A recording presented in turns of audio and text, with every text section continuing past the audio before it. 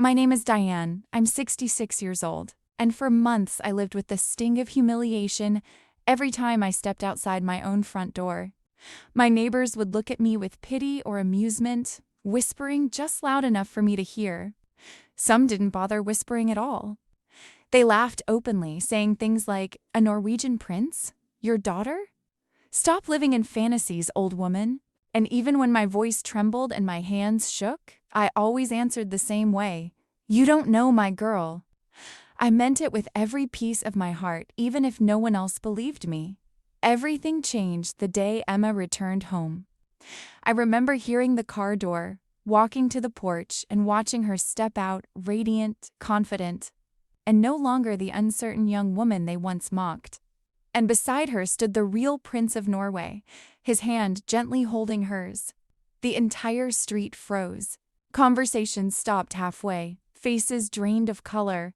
No one said a word, not out of respect, but out of the deep, painful shame of ever doubting her. Or me. If you want to know how this incredible story truly unfolded, the secrets, the heartbreak, the miracle behind it all, stay with me. But before we continue, take a moment to subscribe to the channel and tell me in the comments where you're watching from. I love reading your messages and knowing where you are. Now let's uncover how the story really began.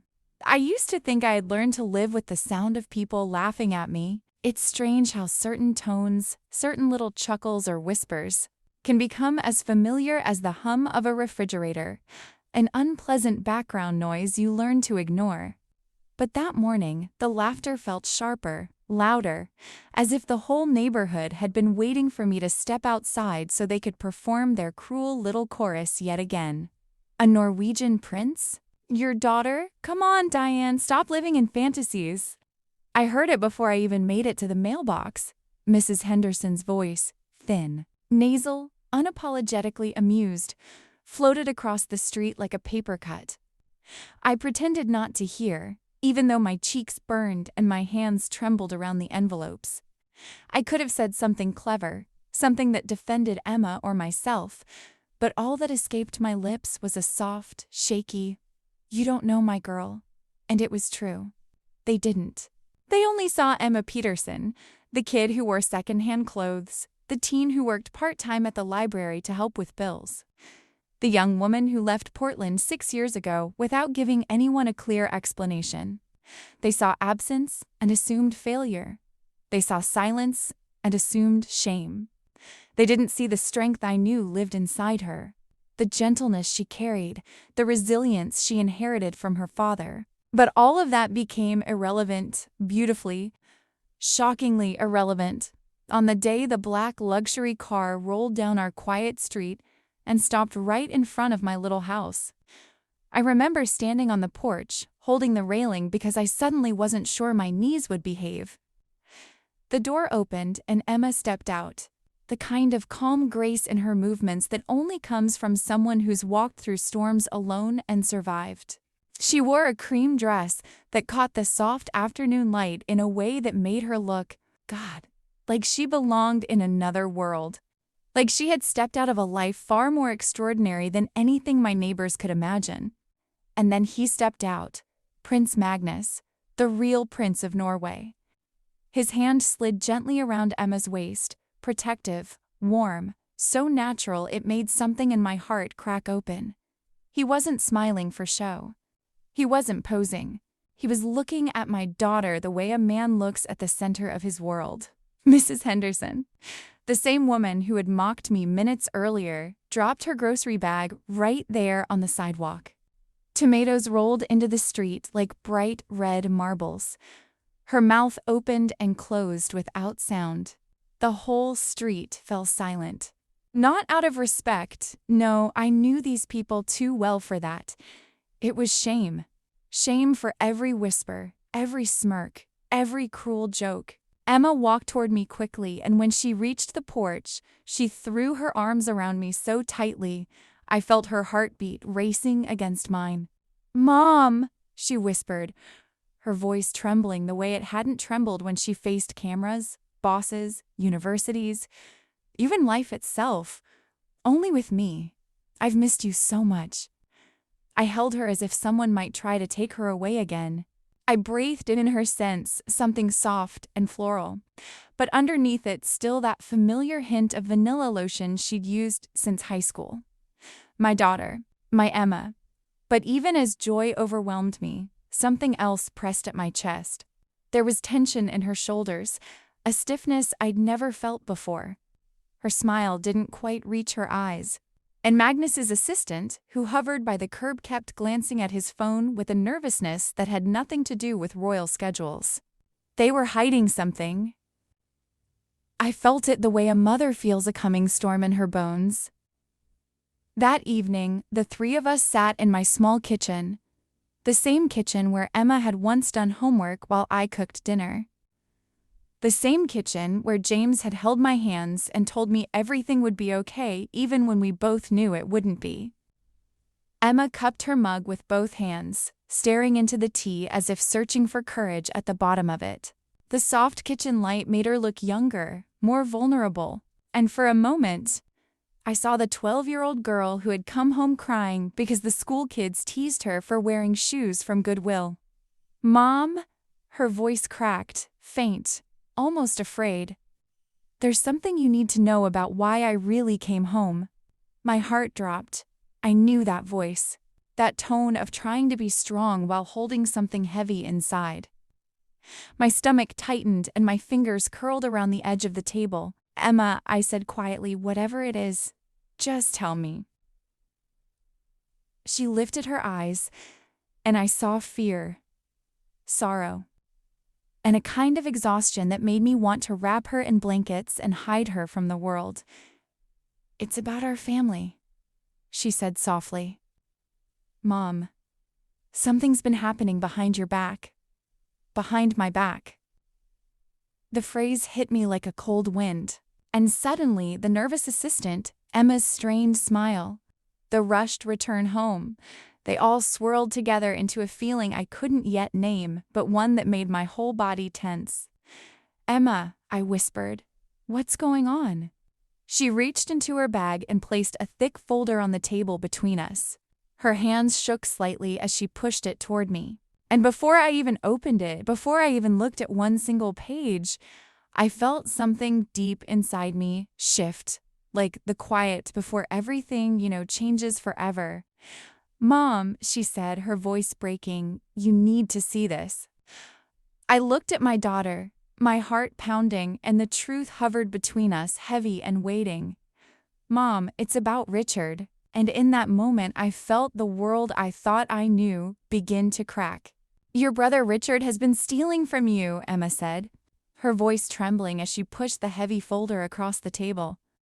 The sound it made, a soft, dragging slide, felt louder than anything else in the room, louder than my own heartbeat, louder than the little tick of the clock hanging above the stove, louder than the truth I felt rushing toward me like a wave I wasn't sure I could survive. I stared at the folder for a long moment before opening it, as if somehow delaying those few seconds might keep my life from splitting apart.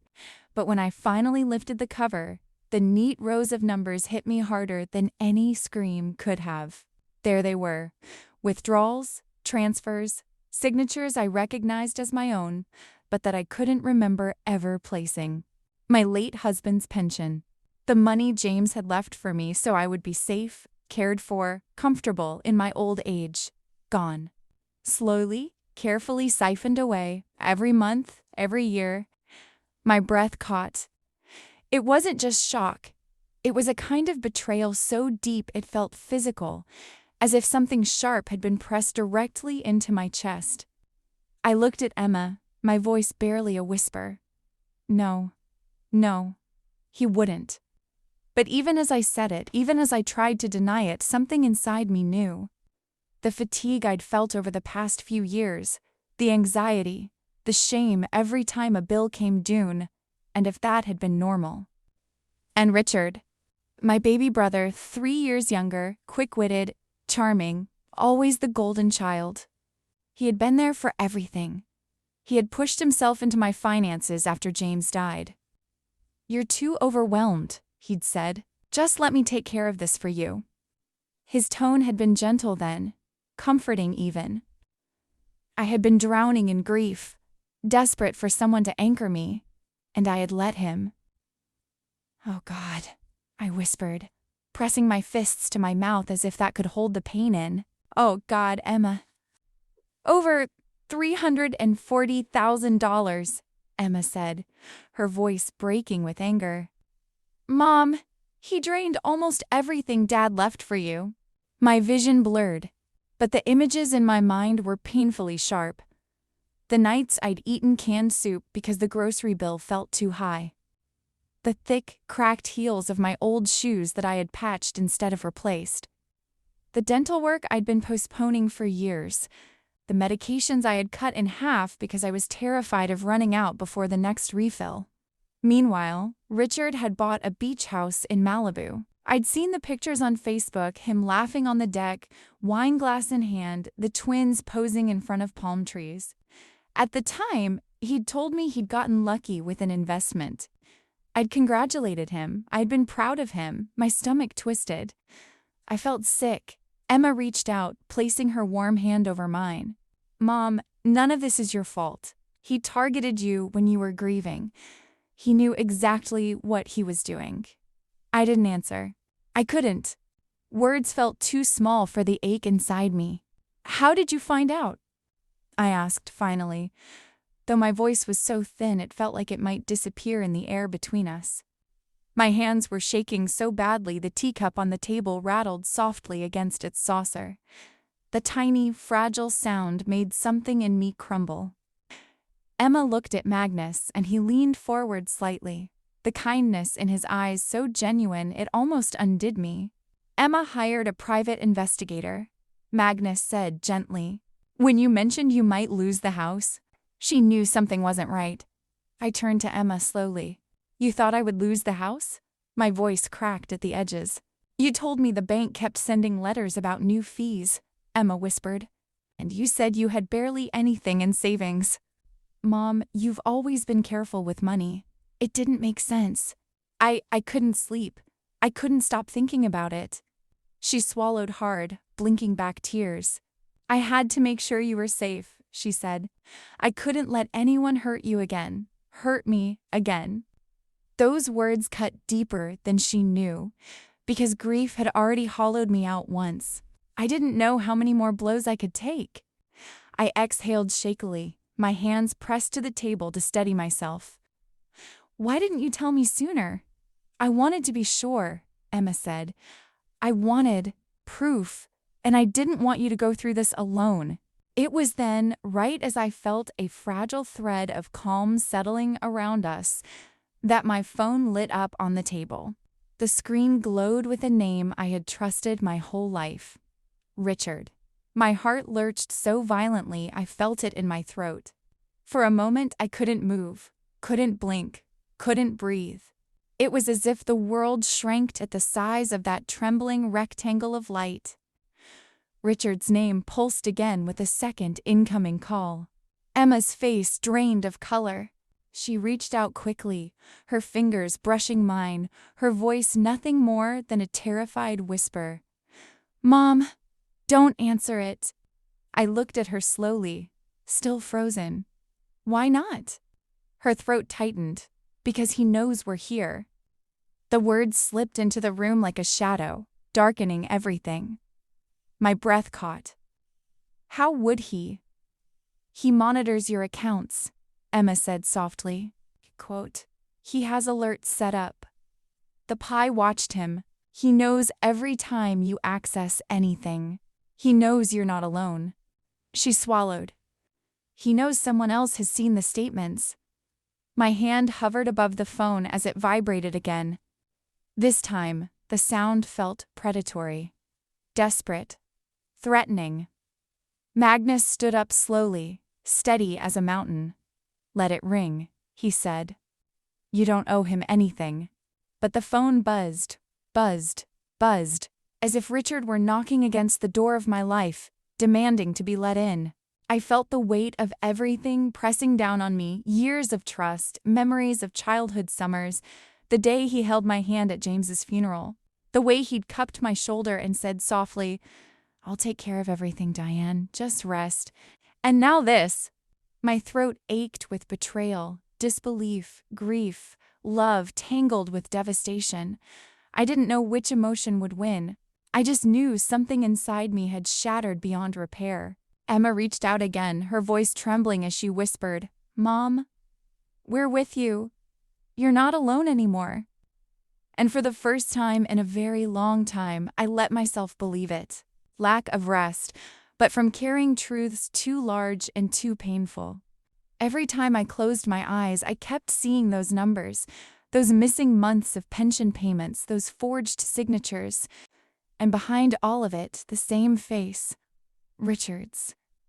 My little brother. The child I once held when he was too scared to walk into kindergarten alone. The teenager who used to borrow my car and return it with the gas tank mysteriously fuller than before. The man who let me cry into his shoulder the night James died. I kept asking myself the same question. Where had that brother gone? Or had he never been there at all? The morning light had barely begun to filter through the curtains when it happened. A sharp, aggressive knock rattled the door. Not the polite kind someone uses when they come bearing comfort. This one was forceful, impatient, a warning in itself. I froze, my fingers tightening around my mug. Emma, who was sitting at the table, immediately pushed her chair back and went still, her eyes fixed on mine. Magnus looked toward the hallway, every muscle in his body alert. I already knew who it was. Somewhere deep inside, the moment the knocking began, I knew. "Stay behind me," Magnus murmured, but I lifted a hand. It was my house. My brother, my moment. I opened the door. Richard stood on my porch, jaw clenched, eyes dark with a cold, simmering anger he was trying and failing to disguise. Beside him stood Patricia, her expensive perfume hitting me like a cloud. Her smile stretched so tightly across her face, it looked painful. They both wore expressions of theatrical shock, the kind used by people who had rehearsed their roles before ringing the bell. "Diane," Richard said, forcing his voice into a soft, patronizing tone, "we need to talk about this ridiculous accusation." Before I could say a word, he pushed past me, brushing my shoulder with the same dismissive entitlement he had used since we were children. Patricia followed him inside, heels clacking against my hardwood floor as if she owned the place. Emma shot up, her hand instinctively reaching for mine. "It's okay," I whispered, though my voice trembled faintly. Emma's fingers tightened around mine, grounding me. Patricia looked around my living room with thinly veiled disdain, as if she expected the furniture to be covered in dust or the cushions to be sagging. "Really, Diane," she said, touching her pearl earrings with a dramatic sigh. "Your daughter has always been jealous of our success. Now she's poisoning your mind." The words slid under my skin like tiny needles. For so many years, I had avoided conflict by swallowing the pain, smoothing everything over, pretending what they said didn't hurt. But the weight of the folder inside, the numbers, the lies, those had carved a new space inside me. A harder one, a clearer one. Emma stepped forward slightly, her body angled between me and Patricia, and for the first time since she left home all those years ago, I felt like we were standing together as equals, two women facing the same storm. I straightened my spine. "Show them the documents," I said quietly. Emma nodded and reached for the folder, laying it open on the coffee table with slow, deliberate movements. Page after page. Transaction after transaction. The truth itself, undeniable and merciless. Richard leaned over the table, the muscles in his jaw working furiously. As he scanned the documents, his face shifted, concern, confusion, then something far colder. Anger bloomed across his features quickly, violently. "You had no right to investigate me," he snapped, slamming his hand onto the table so hard the teacups rattled. "I've done nothing but help you. Help me?" The strength in my voice surprised even me. It didn't shake. It didn't shrink. It rose from a place inside me I had forgotten existed. I stepped closer, close enough to see the fury in his eyes. "You stole my husband's legacy," I said. Each word felt like an exhale of everything I had swallowed over the years. "The money he worked 30 years to save for our retirement together."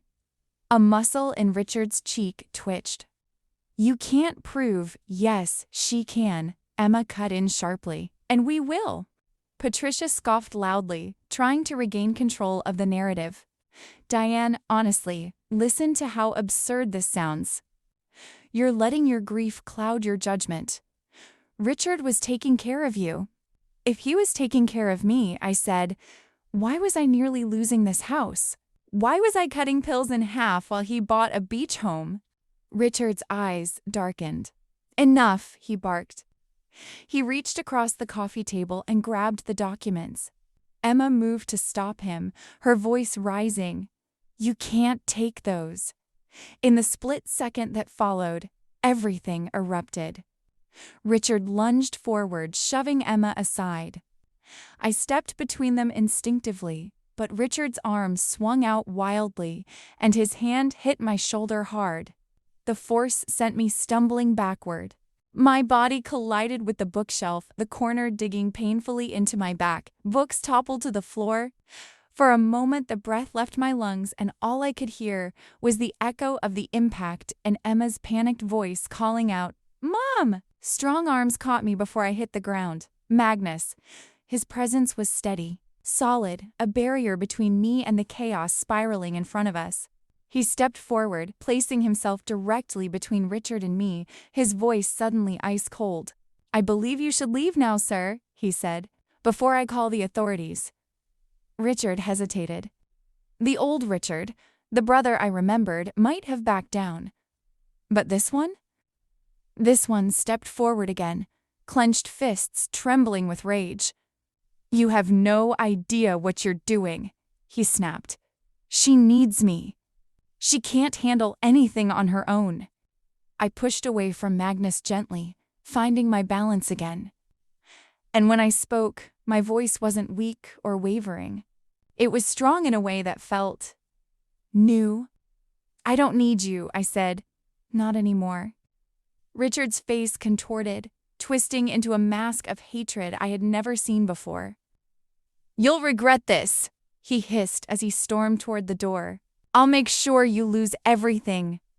The door slammed so violently behind him that the windows trembled.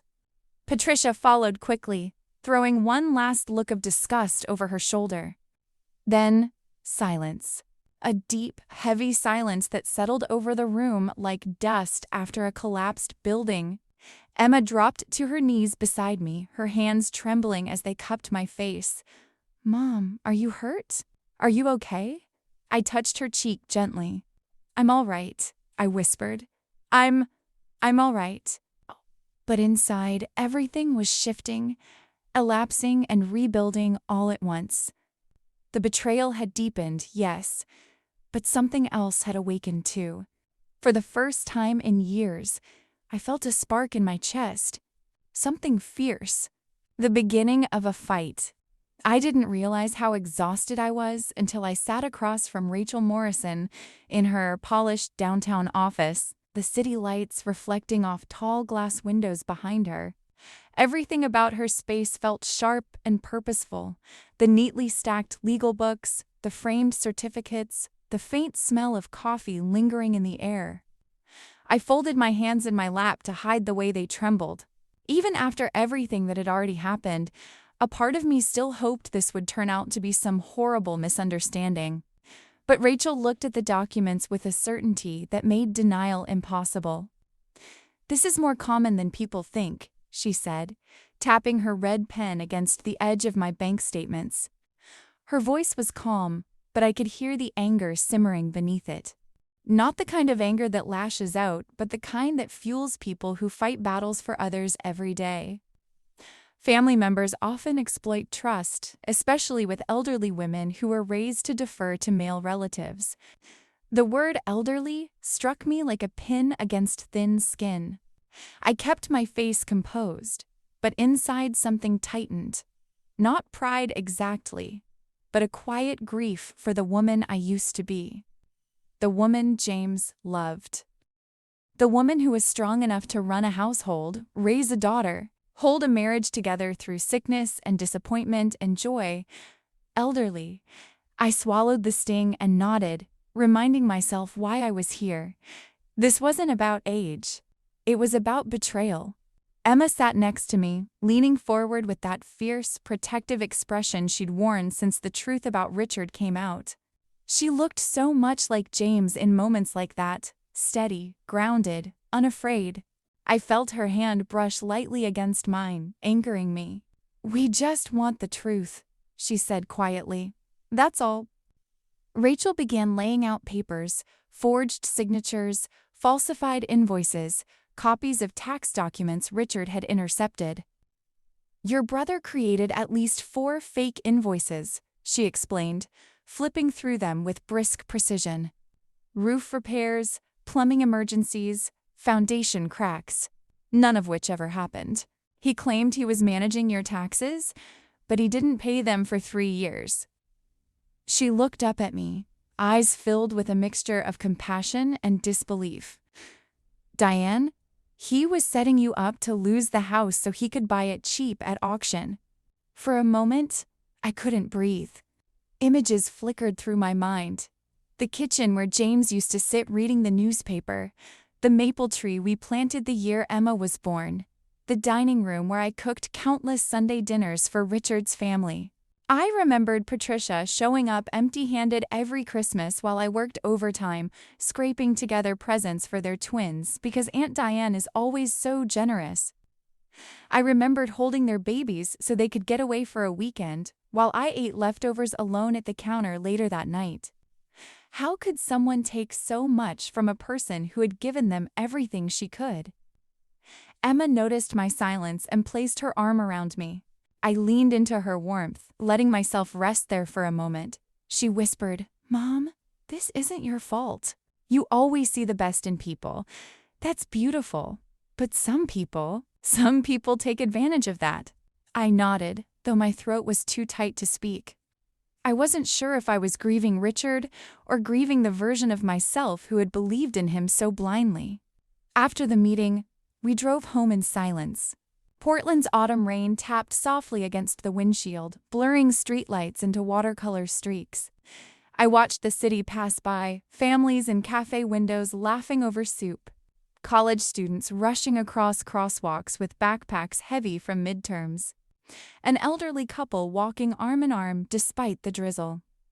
Life continued, indifferent to my heartbreak. That night, sleep refused to come.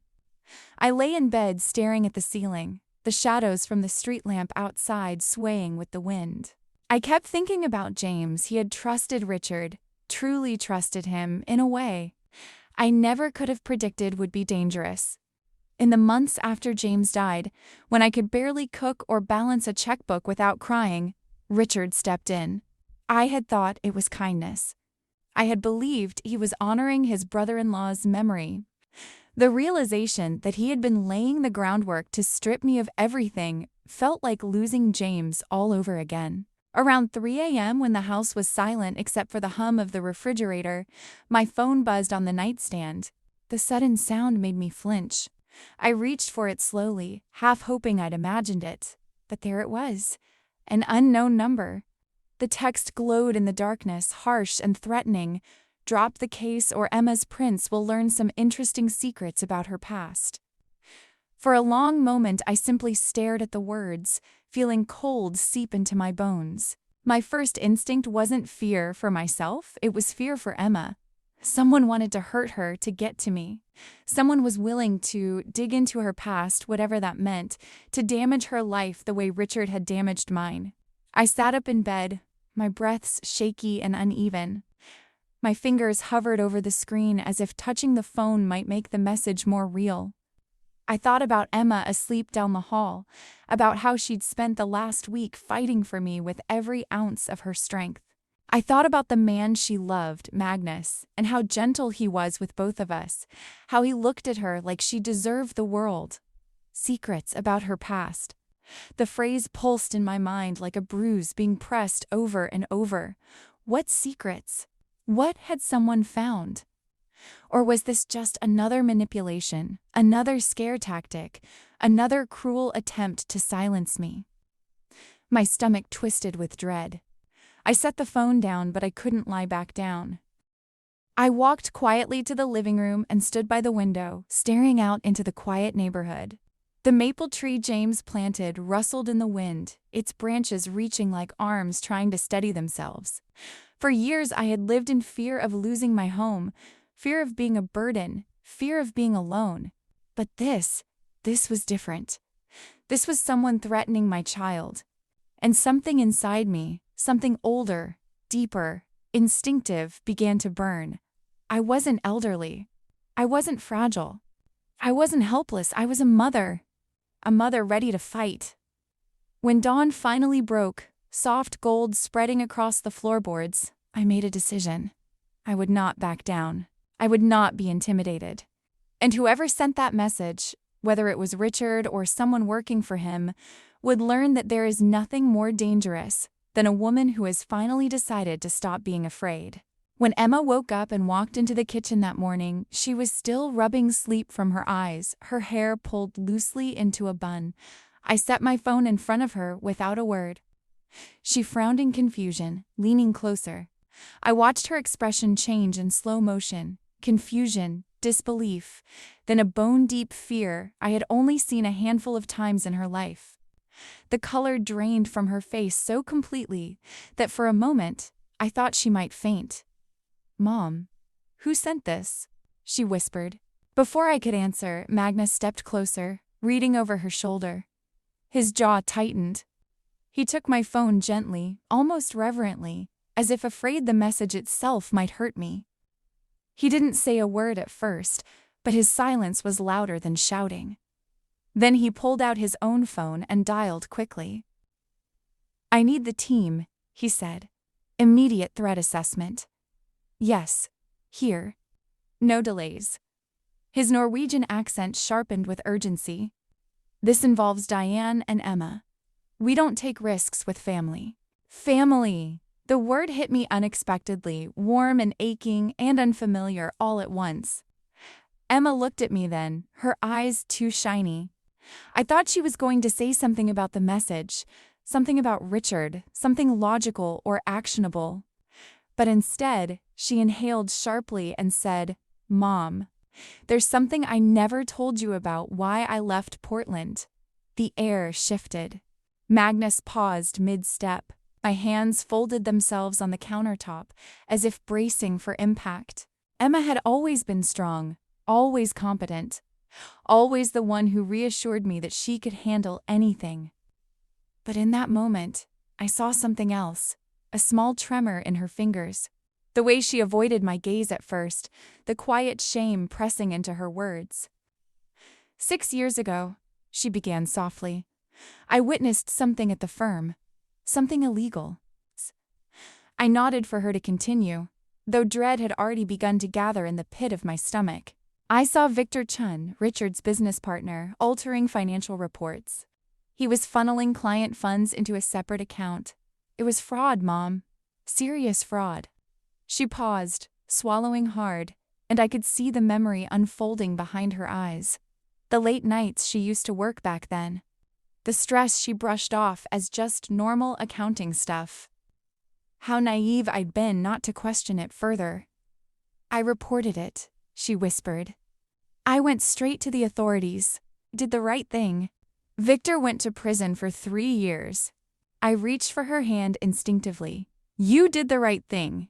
But Emma shook her head, as if bracing herself for the part she didn't want to say.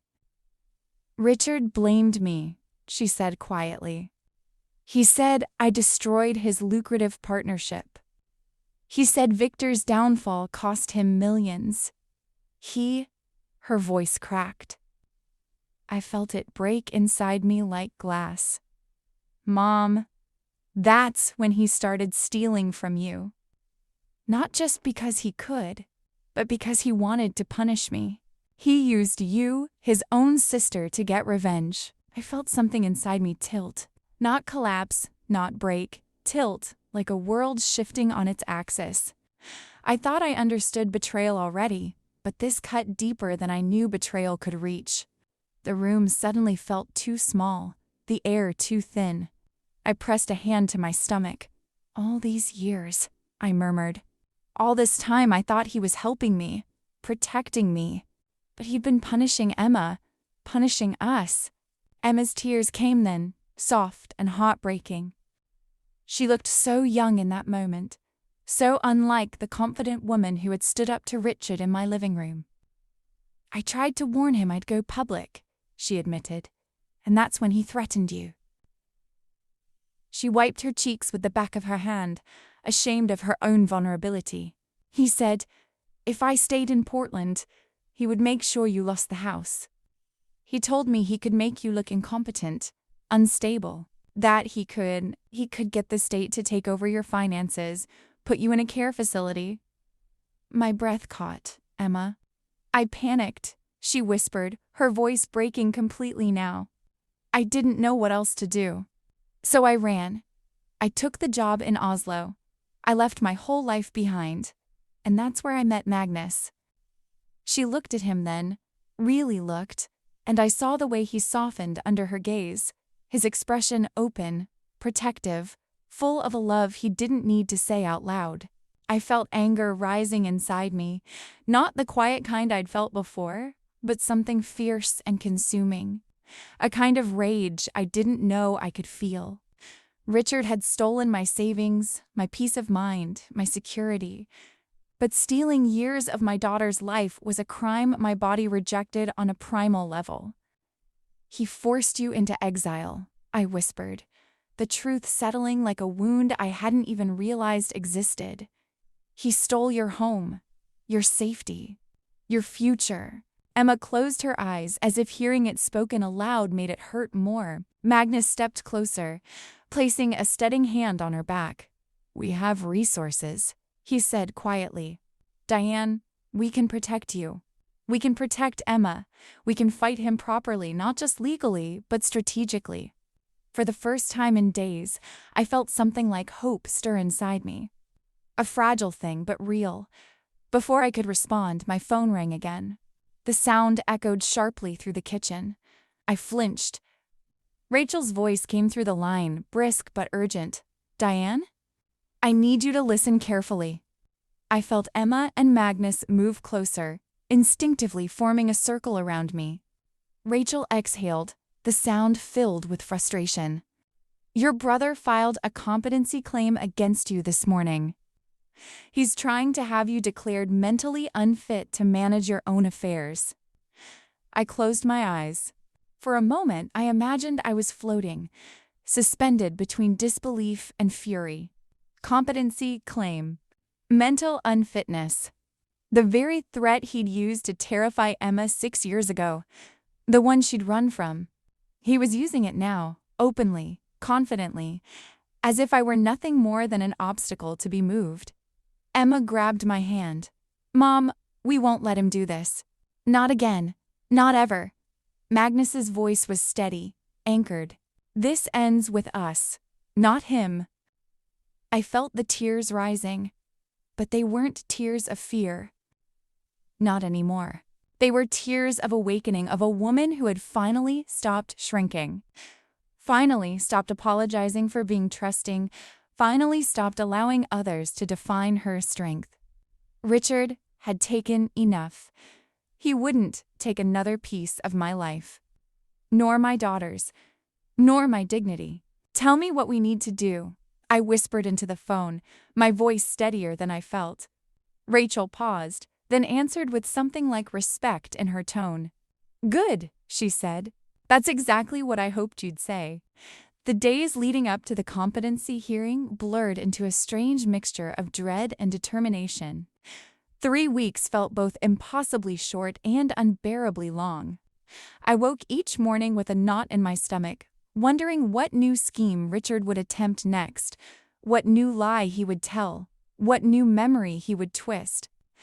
It felt like watching someone dismantle my life piece by piece, only this time I wasn't just watching, I was fighting back. Rachel kept me updated on every motion filed, every affidavit submitted, every manipulative tactic Richard used. But when she called to tell me he had convinced Aunt Martha and two of our cousins to sign sworn statements claiming I'd been confused, forgetful, and disoriented at family gatherings, something inside me cracked. Aunt Martha, who once cried on my shoulder when her own son stopped speaking to her. Martha, who I used to drive to church every Sunday when her arthritis got bad.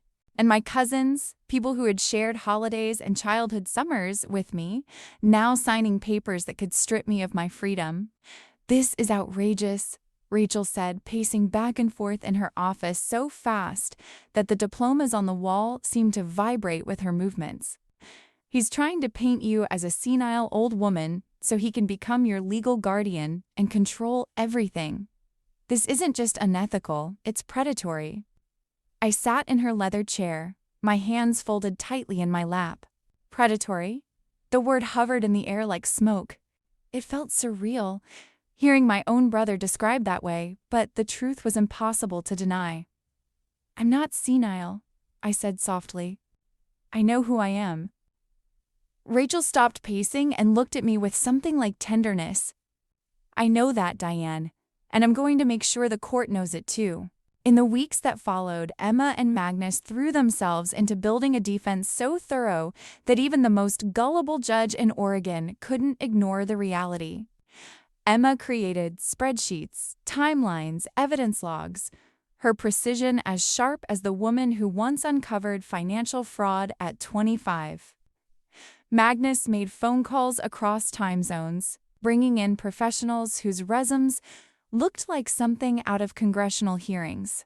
"Mom, we're not just defending you," Emma said one night, rubbing her tired eyes as she typed. "We're showing the world who Richard really is." They even arranged for a neuropsychological evaluation, something I dreaded at first. Not because I feared failing it, but because I hated the implication that I had to prove my own competence like some misbehaving child. But Dr. Sarah Williams was gentle, warm, and surprisingly funny. She asked questions about memory, reasoning, problem-solving. But she also asked about my life, about James, about Emma, about the community center where I volunteered twice a week helping older adults file taxes and handle insurance documents. 2 days later, her written report arrived. Mrs. Peterson's cognitive function is exceptional for her age. There is no evidence of impairment, decline, or diminished capacity. I read those sentences again and again, not because I needed reassurance, but because it felt like reclaiming a piece of myself Richard had tried to steal. Meanwhile, I documented everything, every uncomfortable conversation, every veiled threat, every time Patricia accidentally crossed my path to try to intimidate me. I kept a notebook in my purse, jotting down times, dates, phrases. It felt strange, becoming the historian of my own defense, but each small detail added another thread to the truth. One afternoon, while I was picking out apples at the grocery store, I sensed Patricia before I saw her. That sharp scent of expensive perfume, too floral and cloying, like something meant to mask something rotten underneath. She placed a manicured hand on my cart, forcing me to stop. "Diane," she said with a practiced softness that didn't reach her eyes, "why are you doing this to our family?" Our family, as if she had ever considered me part of hers. I looked at her for a long moment, letting the silence stretch until her smile faltered. "I'm not destroying the family," I said quietly. "Richard did that when he chose theft and lies over love and integrity." For a single heartbeat, her entire face shifted, the perfect mask slipping, revealing something sharp and frightened underneath. Just as quickly, she smoothed it over, muttered something about misunderstandings, and hurried away, nearly tripping over the corner of a display of oranges. I watched her go, not triumphant, but strangely sad. When did we become people who lied to each other for survival? That evening, the house was quiet except for the soft clicking of Emma's keyboard as she continued sorting emails and financial documents. I was making tea when I heard her inhale sharply. "Mom," she called, her voice trembling in a way I hadn't heard since she was a child. "You need to come see this." Magnus moved beside her, his expression darkening as he leaned over her shoulder. I set the teapot down and walked to the table slowly, my pulse thudding in my ears. On Emma's laptop screen was a cluster of documents, bank records, transfer histories, digital signatures traced back through international servers. Emma clicked one file open, then another.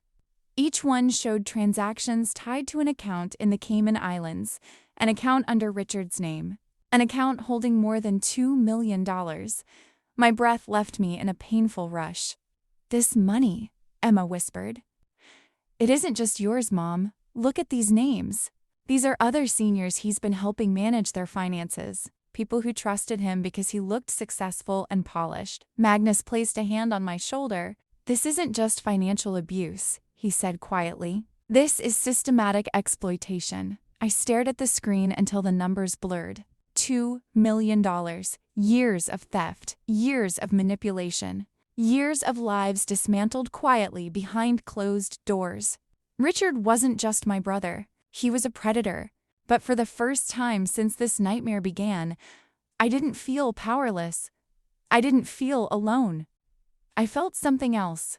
Something steadier, clearer, more resolute. The battle lines were no longer invisible. They were drawn. And I wasn't stepping back. Rachel contacted the FBI immediately, her hands trembling slightly as she dialed the number, though her voice stayed composed in that steady, lawyerly way she had perfected over decades. Within 48 hours, everything in our world shifted again. Federal agents were suddenly everywhere, calling, interviewing, requesting documents, showing up with quiet, controlled urgency that made the air around us feel charged, as if a storm had gathered and finally decided to break. It turned out my brother had been running a sophisticated scheme for years, targeting vulnerable seniors through his financial advisory business. Not just carelessness, not mismanagement, not a momentary lapse in judgment, but a deliberate, methodical pattern of exploitation. When Agent Morrison laid out the preliminary findings in that tense meeting at the FBI field office, I felt my chest tighten in a way I hadn't expected. He tapped a folder with the end of his pen before looking up at us with a grim expression that left no room for misunderstanding. "There are at least 17 other victims we've identified so far," he said. 17, not including me. I stared at the table, feeling a wave of nausea rise. I wasn't prepared for the grief that came with that number. It hit me somewhere between my ribs, sharp and unexpected. The realization that all those little old men and women who had trusted him, who had sat with their hands folded politely in front of them while he fed them comforting lies about safety and security, had all been betrayed in ways they might never fully recover from. I felt devastated, not just for myself, but for all those people Richard had manipulated, people who probably looked a lot like me, talked like me, believed in family the way I had believed in my brother until the moment he decided I didn't matter anymore. But then came the twist none of us expected. Trisha walked into Rachel's office with her own lawyer, a thin, nervous-looking man who kept smoothing his tie, and the moment I saw her face, something inside me stilled. She looked like someone who hadn't slept in months. Her makeup was smudged as if she'd tried to pull herself together in the car. Her hands were clasped so tightly in front of her that her knuckles had gone white. "I'm asking for immunity," she said softly, in exchange for testimony against Richard. The room fell silent. Even Rachel, who rarely showed surprise, blinked twice as though trying to process what she'd heard. Patricia took a shaky breath. "I didn't know at first. I swear I didn't." Her voice wavered and she looked between the three of us, me, Emma, Magnus, searching for something, approval or absolution or maybe just the strength to keep speaking. "But when I found out 2 years ago, He threatened me. He said that if I left or told anyone, he'd make sure I never saw my children again. There was a tremor in her voice that didn't feel rehearsed. Then, she opened her bag and slid a small hard drive across Rachel's desk. The gesture was so careful, almost reverent, like someone placing flowers on a grave. She had recordings, dozens of them, of Richard bragging about his schemes, describing victims, mocking their trust, mapping out new targets. There was even a sickening moment in one clip where he laughed about me specifically, calling me pathetic for believing he cared about my well-being. Hearing that word from Agent Morrison days earlier had hurt. Imagining it in Richard's voice was something else entirely. I wanted to hate her. I truly did. For years, she had stood by him, defended him, echoed his lies. But when I looked at her now, this broken woman with trembling hands and haunted eyes, I saw something painfully familiar. I recognized the hollow look of someone who had been manipulated, diminished, trapped in a cage she didn't even know how to name. And I felt something shift inside me. "Thank you for coming forward," I said. And I meant it. My voice sounded calmer than I felt, steady in a way that surprised even me. Patricia looked up sharply. Her mouth trembled. "I'm so sorry, Diane. You were always kind to me, and I let him hurt you." Her tears fell fast, sudden and unrestrained, and for a moment the room felt unbearably human. Flawed people trying, failing, trying again. The recordings were damning. Rachel said as much, pacing slowly, one hand on her hip, the other flipping through documents with a deliberate rhythm that told me she was already 10 steps ahead in her mind. "But she warned us, too. Richard's lawyers are good," she said. "They'll try to twist the narrative. We need to be strategic, precise, and patient." That night, as the sky deepened into a heavy blue and the first streetlights blinked on outside Rachel's office window, Magnus pulled me aside. He had that look he got when his mind was working fiercely calm on the surface, but with a spark in his eyes that reminded me of someone quietly setting a torch to a long fuse. "Diane," he said, "what if we don't just win in court?" He waited until I met his gaze. "What if we make sure the whole world knows what he did?" My heart raced, not from fear, but from something else, something fierce. Something like liberation simmering just beneath the surface, waiting for its moment to rise. For the first time in months, perhaps in years, I felt the unmistakable sense that I was no longer just defending myself. I was fighting back, and this time, the truth was on my side. Magnus had connections to major news networks, the kind of quiet but influential relationships formed over decades of treating people with honesty and respect. Emma, meanwhile, had a friend who worked as a producer for a popular investigative journalism show called Justice Unveiled. The moment she mentioned it, there was a spark in her eyes, a mixture of hope and fierce determination. "They've been looking for a story about elder financial abuse," Emma said, barely containing her excitement. There was something protective, almost maternal in the way she leaned toward me, as if she were guarding both my heart and my future. "Your case, combined with the other victims, could help change laws and protect thousands of seniors." Her enthusiasm was contagious, but fear twisted inside me all the same. The thought of going public, of having my pain dissected by strangers, my voice trembling under the bright glare of cameras, made my stomach knot. For so long, I had been quiet about what hurt. For so long, silence had felt like safety. Speaking out, letting the world see the cracks in me, felt like stepping into the cold air without a coat. But then I thought of those 17 victims. 17 lives bruised by my brother's greed. Faces I hadn't met yet, but carried with me like invisible companions in every decision I made. "Let's do it," I said, surprised by how steady my voice sounded. It didn't shake. It didn't falter. It simply existed, solid, rooted, ready. The next 2 weeks blurred into something strange and exhausting. A whirlwind of interviews where I learned to tell my story in ways that were both honest and survivable. Depositions where I had to sit straight-backed as lawyers tried to twist my words. Endless meetings with Rachel, who prepared us with the precision of someone drawing a battle plan. There were nights when I lay awake feeling the weight of it pressing against my ribs. But there were also mornings when I woke feeling stronger than I had in years. Rachel had devised a brilliant strategy. Instead of defending my competency like a cornered defendant begging for dignity, we would turn the competency hearing into an exposé of Richard's crimes. She explained it with a fierce smile, her eyes shining with the thrill of a lawyer who had finally found a way to flip the battlefield.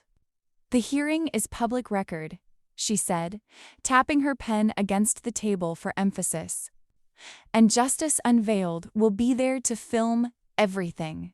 There was electricity in the air when she said it, the kind of charge you feel right before a storm cleans the sky. Amid all the chaos, I did something small and unexpected, something for myself. I went shopping.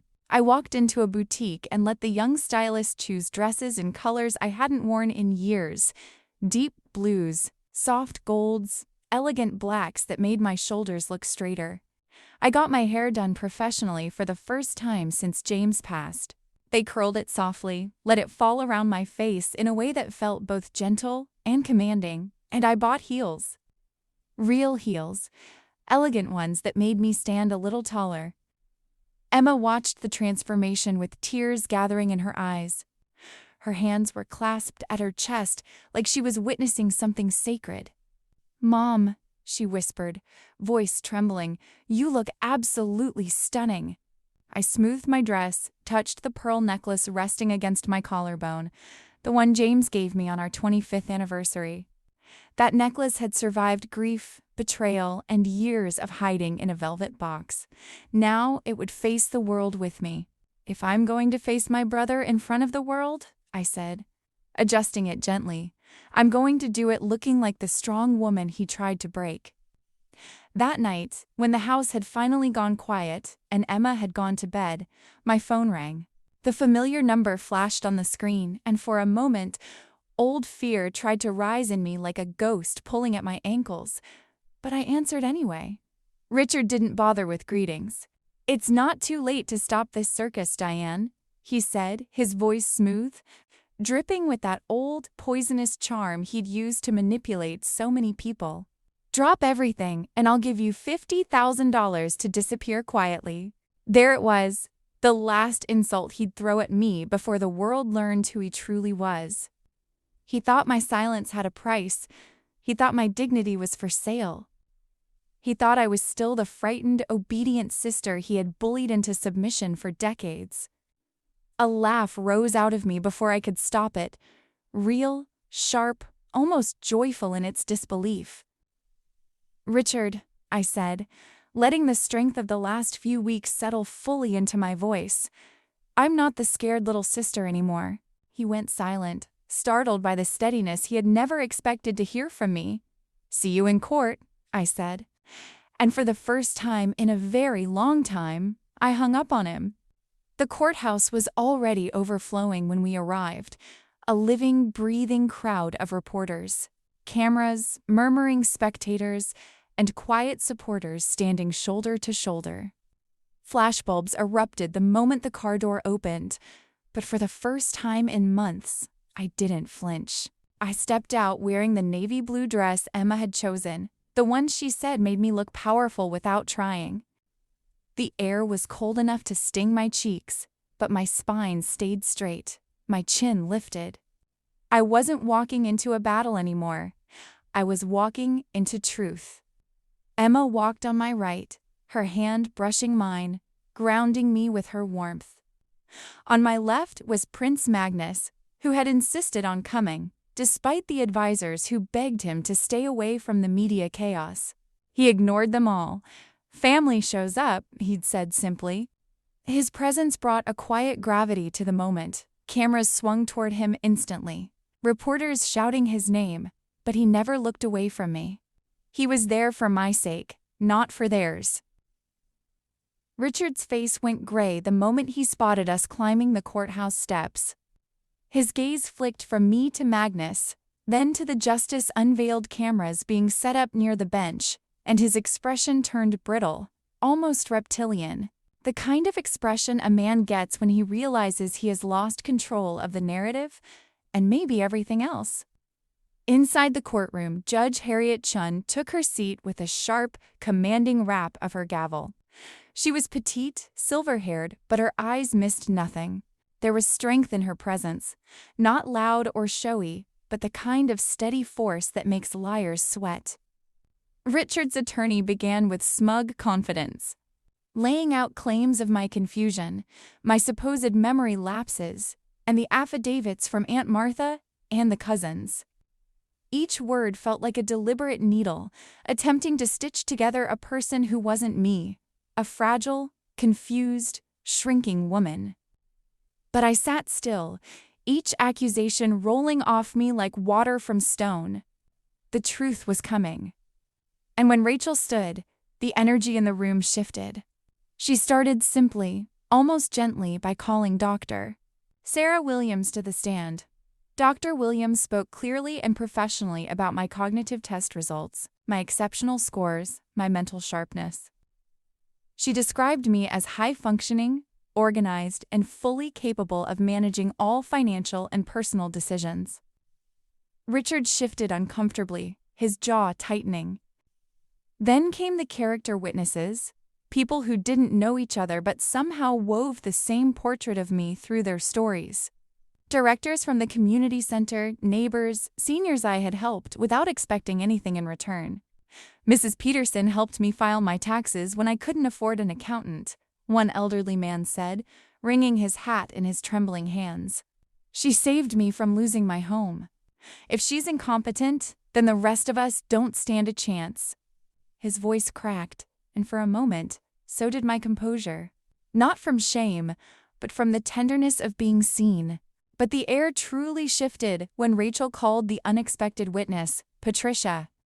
A hush fell over the room so complete, it felt like the whole world had stopped breathing.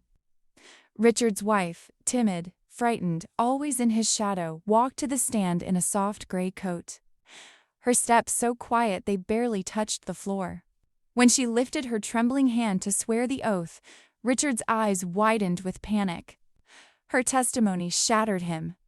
She spoke of the forged documents, the offshore accounts, the late-night threats whispered through clenched teeth. She described 2 years of living in fear, knowing the truth, but feeling too trapped to escape it. And then Rachel pressed play on the recordings. Richard's voice filled the courtroom, sharp, cruel, dripping with arrogance. He spoke of his stupid clients, his easy targets, his charity case of a sister who never learned how the world works. Laughter threaded through the audio, cold, hollow, chilling. Every face in the courtroom shifted as they listened. Shock, anger, disgust, even pity, for the pathetic smallness of the man he revealed himself to be. I watched Richard's face crumble slowly, like a mask cracking from the inside. And then it was my turn. Walking to the stand, I felt an unexpected warmth settle over me. Not confidence, exactly, but something sturdier. Something earned. I sat down, looked straight at Richard, and let the truth rise naturally from the place inside me that had been silent for far too long. My brother didn't just steal my money, I said. My voice was steady. It surprised me how steady it was. He stole my daughter's home. He stole our peace. He stole 6 years of our lives together. I swallowed, but he didn't break me.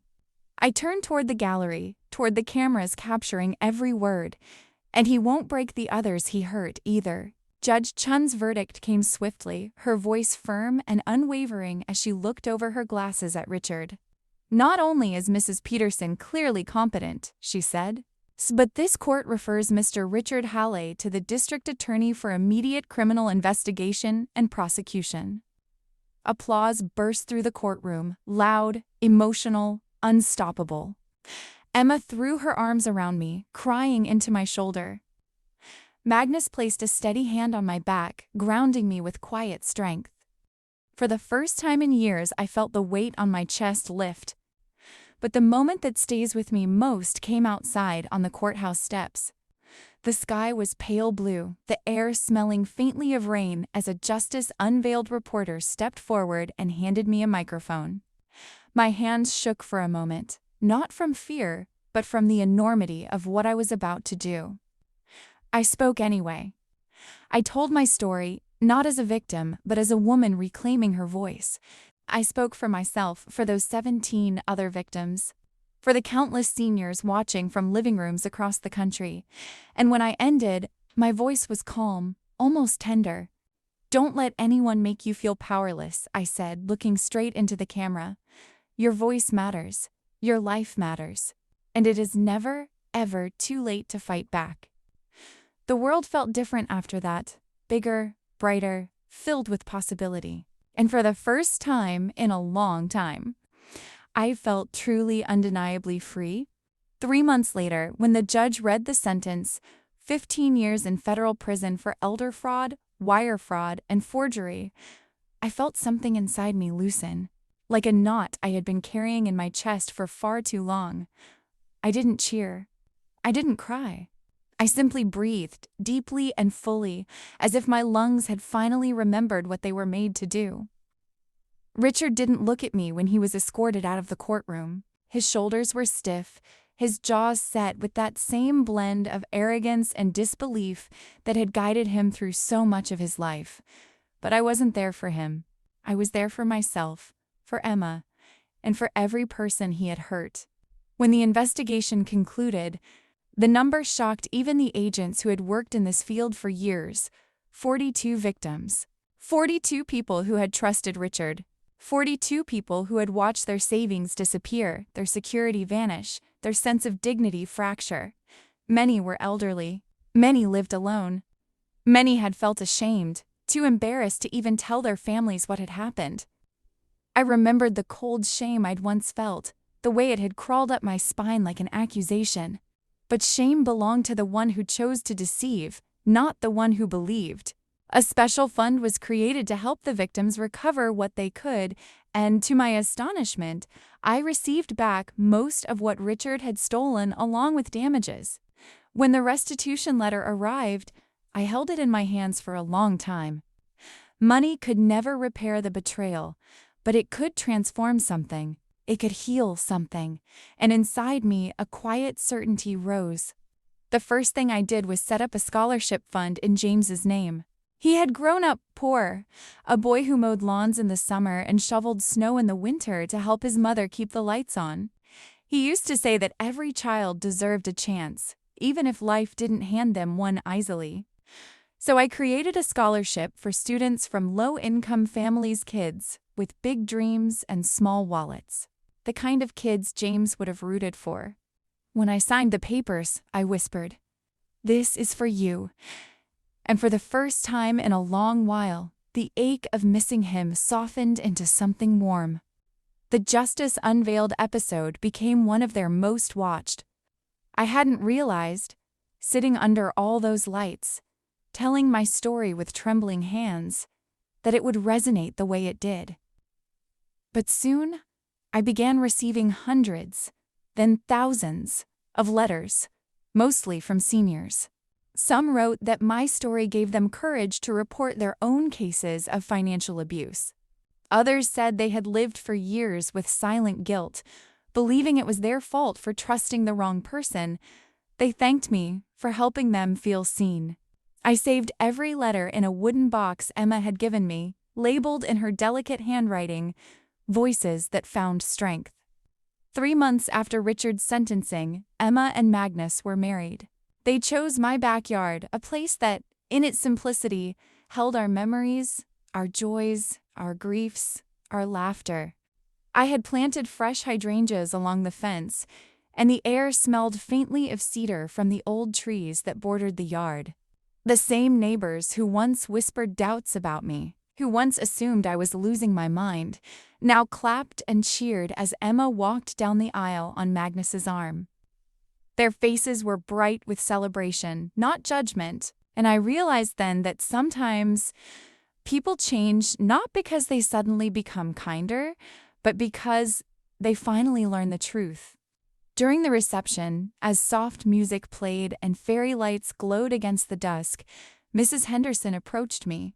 She looked smaller somehow, her hands trembling as she reached out. Tears streaked her cheeks, and she didn't bother brushing them away. "Diane," she said, her voice breaking, "I'm so sorry for doubting you. You're the strongest woman I've ever known." I didn't need the apology, not really, but hearing it from her, the woman who had once treated me like a fragile ornament cracking under my own imagination, meant something. So, I hugged her. That's who I am.